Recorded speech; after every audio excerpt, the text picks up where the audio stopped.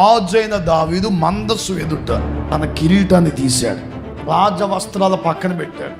నేను రాజుననే సంగతి మరిచిపోయి తన గౌరవాన్ని కోరుకోకుండా నేను దేవుణ్ణి గౌరవించాలి, నేను మరుగవ్వాలి, దేవుడు ప్రత్యక్షమవ్వాలి, నేను తగ్గాలి, దేవుని నామించాలి.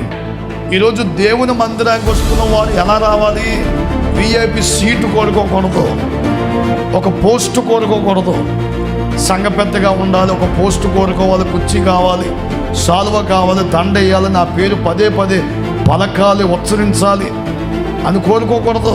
రాజైన దావీదే తన హోదాని, తన స్టేటస్ని, తన అధికారాన్ని, తన ఆధిపత్యాన్ని, తన బలాన్ని పక్కన పెట్టి నేను దేవుని గణపరచాలి, నేను దేవుని ముందు నిమిత్త మాత్రుడను.